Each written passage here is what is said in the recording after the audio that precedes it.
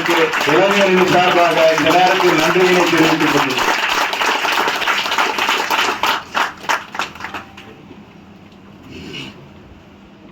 மறுமலர்ச்சி திராவிட முன்னேற்ற கழக இளைஞரணி சார்பில் இங்கு நடைபெறும் கலந்தாய்வு கூட்டத்திற்கு வந்து சிறப்பு செய்துள்ள இயக்கத்தின் துணை பொதுச் செயலாளர் அன்பு சகோதரர் தி.மு. ராஜேந்திரன் அவர்களே, மாவட்ட செயலாளர்கள் அண்ணன் ஜீவன், அன்பு சகோதரர் கனககுமார், அண்ணன் பூந்தமல்லி பாபு, அன்பு மாமா நிஜாம், அன்பு சகோதரர் மாவை மகேந்திரன், அன்பு சகோதரர் ப. சுப்பிரமணி, அன்பு தம்பி லோகநாதன், அன்பு சகோதரர் பாரத் ராஜேந்திரன், அன்பு சகோதரர் சாத்தூர் கண்ணன், அன்பு சகோதரர் கருணாகரன்,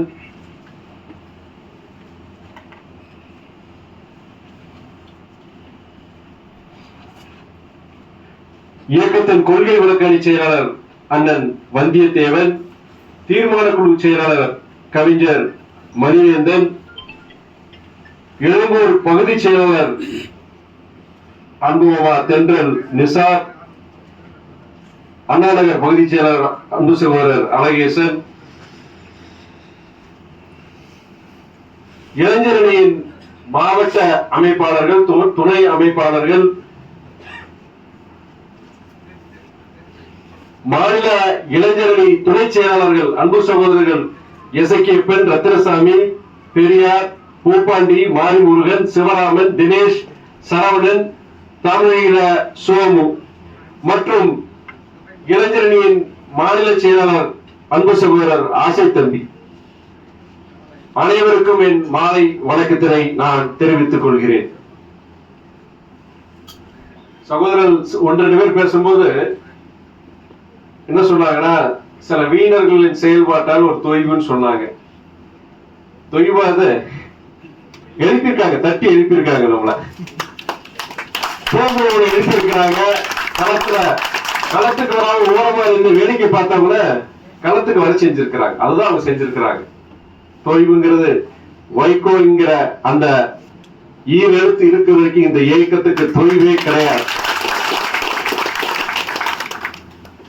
இயக்கத்தின் இதயம் அவர் நம்ம இயக்கிற வரைக்கும் யாராலையும் இந்த இயக்கத்துக்கு ஒரு தொய்வு ஏற்படுத்த முடியாது.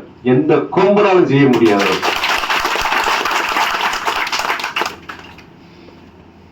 I am as good as my team சொல்லுவாங்க ஆங்கிலத்துல. ஒரு சிறப்பா செயலாற்றாருன்னா அவர் மட்டும் கிடையாது, அவர் சுத்தி இருக்கிற அந்த குழு, அவர் கீழே இயங்குறவங்க, அதை வச்சுதான் அவருடைய சிறப்பு. அதான் ஆங்கிலத்துல I am as good as my team. நானே பெரும்பாலும் சொல்லுவேன், சில நேரங்கள்ல சொல்லுவேன், நான் சிறப்பா செயல்பட்டேன், கூட இருக்கவங்க சிறப்பா செயல்பட்டாதான், தனி மனிதனால செய்ய முடியாது. இப்போ நம்முடைய துணை பொதுச் செயலாளர் சகோதரர் தி.மு. ராஜேந்திரன் சொல்லும் போது, நம்முடைய மறுமலர்ச்சி திமுகவிலேயே சிறப்பா செயல்படுற ஒரு அணி அது எதுன்னா அது இளைஞர் அணின்னு சொன்னாரு. மறுப்பதற்கு இல்லை. ஏன்னா எல்லா அணியும் நல்லா செயல்பட்டு இருக்கிறாங்க. ஆனா அதுலயே சிறப்பான அணினா நம்ம இளைஞர் அணி தான் போகாது. அந்த பெருமை உங்கள் அனைவருக்கும், குறிப்பாக உங்களுடைய தலைமை ஆசை தம்பிக்கு அது சேரும். ஏன்னா எல்லாமே எளிய வீட்டு பிள்ளைகள் தான். நீங்க எல்லாருமே எளிய வீட்டு பிள்ளைகள். அது சில பேர் பார்த்தீங்கன்னா ரொம்ப சாதாரண வீட்டு பிள்ளைகள். இப்போ கூட ஒரு தம்பி சொன்னார், அவங்க அம்மா விவசாய வேலை செஞ்சு அந்த ஒரு 5000 ரூபாய் போன மாநாட்டில் கொடுத்தாங்க, இந்த மாநாட்டிலையும் கொடுக்கறாங்க. அது மாதிரி எல்லாரும் எளிய வீட்டு பிள்ளைகள். உங்களால உங்களுக்கு முடிஞ்ச வரைக்கும் உங்களுடைய தொழில், வேலை, அதுக்கு மத்தியில இந்த சமுதாய பணிங்கிறது இயக்கப்பணி, மறுமலர்ச்சி திமுக பணி. ஏன்னா மறுமலர்ச்சி திமுக சமுதாயம் சார்ந்த ஒரு பணிகள் செய்கிற இயக்கம் தான் மறுமலர்ச்சி திமுக. அவரு ஒரு வியாபாரம், அந்த கடையில் உட்கார்ந்துகிட்டே இயக்க பணிகள் செய்வார் அலைபேசி மூலமா.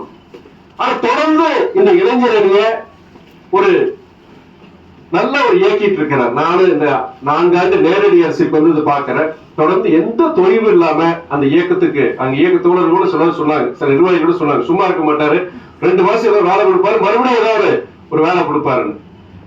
அப்படி சிறப்பா செயல்பட்டு இருக்கிற ஒரு அணி, இளைஞர் அணி, உங்களுடைய எல்லாருக்கும் அனைவருக்கும் என்னுடைய நன்றியை நம்ம சொல்லிக்கிறேன் நான்.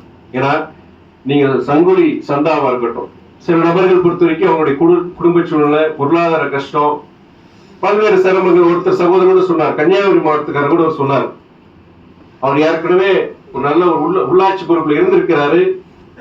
ஆனா இன்னைக்கு அவருடைய ஏகப்பட்ட வழக்குகள், அதன் காரணமாக பெருசா என்னால செயல்பட முடியலன்னு சொன்னாரு. இன்னைக்கான எல்லாரும் இங்க வந்திருக்கிறீங்க, சங்கொலி சந்தா நீங்க கொடுத்தாலும் சரி, செஞ்சாலும் சரி, நீங்க இங்க வந்திருக்கீங்க பாத்தீங்களா, அதுக்கே நான் நன்றி சொல்றேன். ஏன்னா இந்த நிகழ்ச்சி கிட்டத்தட்ட 2:50 இருந்து இங்க நடந்துட்டு இருக்கு. 2:50 3 மணில இருந்து இந்த நிகழ்ச்சி நடந்துட்டு இருக்கு. கிட்டத்தட்ட 6 மணி 3 மணி நேரம் இன்னைக்கு எந்த ஒரு சலசலப்பு இல்லாம அவ்வளவு கட்டுப்பாடோட இந்த நிகழ்ச்சி நடக்குன்னா அது வேற எந்த இயக்கத்திலையும் பார்க்க முடியாது. அது மறுமலர்ச்சி திமுக தான் பார்க்க முடியும். எல்லாம் இன்னைக்கு சில பேர் பார்த்தீங்கன்னா இன்னைக்கு வேலைக்கு போகாம இருந்திருப்பாங்க. இதனால அவங்களுக்கு இன்னைக்கு ஒரு பொருளாதார நஷ்டம். 30 நாள் வேலை பார்த்தாதான் அவங்க குடும்பத்தை காப்பாற்ற முடியும். அப்படி இருக்கிற எளிய தோழர்கள் இருக்கிற இதுதான் இந்த அப்படி இருக்கும் பொழுது இன்னைக்கு உங்களுடைய நீங்களே அந்த பஸ்ஸுக்கு டிக்கெட் எடுத்து, ட்ரெயின் டிக்கெட் எடுத்து இன்னைக்கு வந்து இன்னைக்கு சேர்ந்திருக்கீங்க. இன்னைக்கு நாள் முழுவதும் இன்னைக்கு இந்த நிகழ்ச்சிக்காண்டி வந்திருக்கிறீங்க. இது எதை காமிக்குதுரா? தலைவர் வைகோ சொன்னதுதான். அவர் ஏன்னா சமீபத்துல நம்முடைய பெரியாருடைய அவங்க பள்ளி திறப்பு விழாக்கு நான் போயிருந்தேன். ஊரே திறந்தது. அதை நான் சொன்னேன். கலிங்கப்பட்டிக்கு போகும்போது என்ன உணர்வு எனக்கு ஏற்பட்டுச்சோ அதே உணர்வு தான் உங்க ஊருக்கு வரும்போது நான் சொன்னேன். மனசுல இருந்து சொன்னேன். நான் அதை முடிஞ்ச போது சில ஒரு மாவட்ட செயலர்கிட்ட பேசும்போது சொன்னேன், தலைவர் நிதியில இருந்து ஒரு நிதி கொடுத்திருந்தோம். அந்த நிதி கொடுக்கும் பொழுது அந்த நிகழ்வு பாத்தீங்கன்னா அந்த ஊர் ஜனங்க அவ்வளவு பேர் வரல. இந்த ஊர் ஜனங்க வரும்போது நான் உங்க ஊரை நான் சுட்டி காமிச்சினேன். நான் பெரியாருடைய அந்த பள்ளிக்கு போயிருந்தேன். அது ட்ரஸ்டா என்னன்னு தெரியல. ஆனா அது ஒருவேளை ட்ரஸ்டா இருந்ததுன்னா, அது நாடாளுமன்ற நிதி அந்த பெறக்கூடிய அந்த வாய்ப்பு இருந்ததுன்னா இந்த ரூபாயை அங்க கொடுத்திருப்பேன் நானு அப்படின்னு உங்க பேரை சொல்லி ஊரை பேர் சொன்னேன். அதனால சோமு பொறுத்த வரைக்கும் யாராவது திருப்பூருக்கு கொடுத்திருக்கிறோம், சேலம் மாவட்டத்துக்கு கொடுத்திருக்கிறோம். எங்கெல்லாம் நான் பலமுறை சொல்லியிருக்கிறேன், நம்மளுடைய உள்ளாட்சி அமைப்புகள்ல எங்கெல்லாம் சிறப்பா செயல்படுறீங்களோ உங்களுடைய மக்கள் பணிக்கு வலு சேர்க்கிற மாதிரி தலைவர் நிதியை நீங்க பயன்படுத்திக்கோங்க. தயவு செய்து நம்முடைய துணை பொதுச்செயலாளர் பல பேருக்கு சொல்லியிருக்கிறோம், ராஜேந்திரன் கூட நான் பல முறை சொல்லியிருக்கிறேன். அந்த மாதிரி வரும்பொழுது நம்ம தவிர்க்க முடியாது, அதுக்குதான் முன்னுரிமை கொடுக்கணும் நான் சொல்லியிருக்கிறேன். நான் வருங்காலங்கள வாய்ப்புகள் வரும்.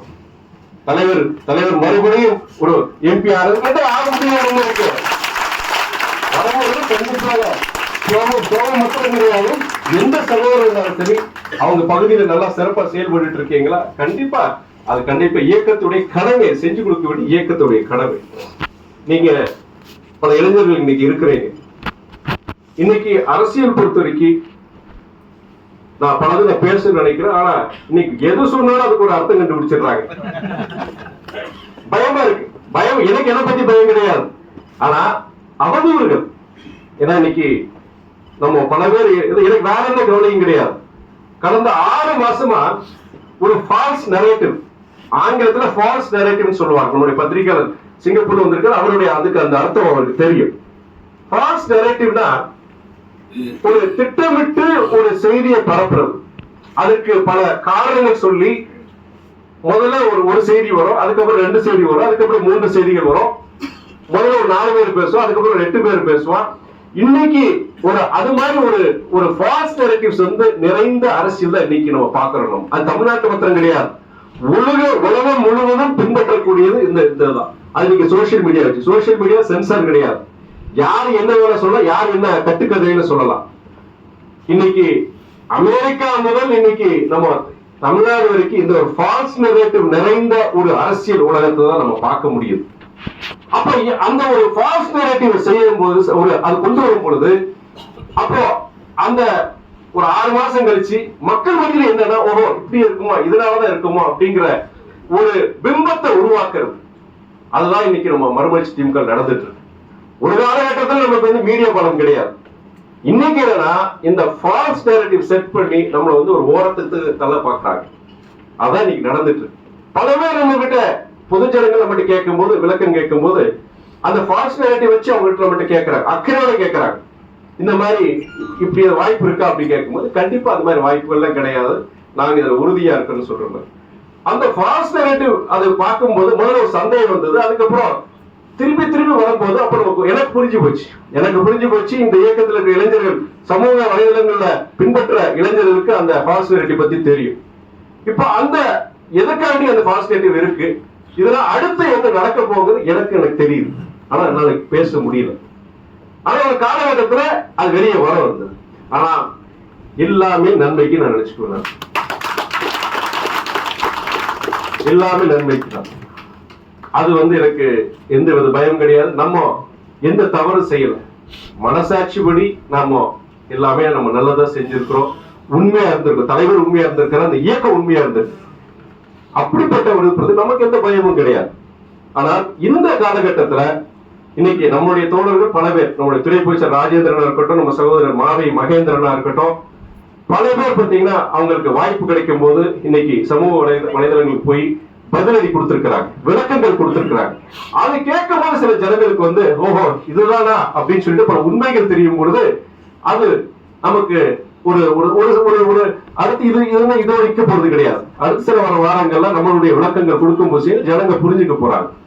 ஆனா ஒன்னே சொல்றேன் நானு, தயவு செய்து நமக்கு ஒரு இலக்கு, பெரிய இலக்கு, நாம இதெல்லாம் பார்த்து நம்ம தொடர்ந்து போறோம்னு சொல்றேன். தயவு செய்து சில பேர் இப்போ தலைவர் மேல பழி சுமத்துறாங்களா, ஏன் மேல என்ன அசிங்கப்படுத்துறாங்களா, கவலைப்படாதீங்க. அதை பத்தி நம்ம கவலையே படக்கூடாது. நம்மளுடைய இலக்கு பெரிய இலக்கு வச்சிருக்கணும். இதை பார்த்து நம்ம கவலைப்படுறோம், அதுக்கு பதில் கொடுக்கறது செய்யறது இருக்கக்கூடாது. அது இருக்காங்க துறை போய் சில முறை ஆட்கள், மாவட்ட சில முறை ஆட்கள் நல்லா அவங்க கருத்து சொல்லுவாங்க. ஆனா நம்மளுடைய பணி என்ன, நம்மளை திசை திருப்புறதுக்கும் மலைமாற்றம் செய்யறதுக்காக இந்த வேலைகள்லாம் அதை புரிஞ்சுக்கிட்டு இன்னைக்கு என்ன நோக்கம்னா நம்மளுடைய மாநாடு சிறக்கணும், மாநாடு சிறப்பா நடக்கணும். நமக்கு இந்த இயக்கம் மனமாட்சி திமுக பொறுத்த வரைக்கும் தமிழ்நாட்டுல ஒரு தவிர்க்க முடியாத சக்தி, யாரும் மறுக்க முடியாத சக்திங்கிற நம்ம உணர்த்துறோம். நான் ஏற்கனவே சொன்ன மாதிரி நம்முடைய அவர் ஒரு கருத்து சொல்லியிருக்கிறார், அவர் எல்கேஜின்னு சொல்லியிருக்கிறார். நீங்க என்ன சொல்ல, நானே கத்துக்குட்டின்னு சொல்லிட்டு இருக்கிறேன். நான் எல்லா இடங்கள்லயும் நானே எல்லா இடங்களும் சொல்லல, கத்துக்குட்டி தான் சொல்லிட்டு இருக்கேன். ஆனா ஒரு கத்துக்குட்டியால இவ்வளவு பண்ண முடியும்னா அடுத்ததாக எல்கேஜில செஞ்சோம்னா அது 2ஆம் 3ஆம் நீ தாண்டி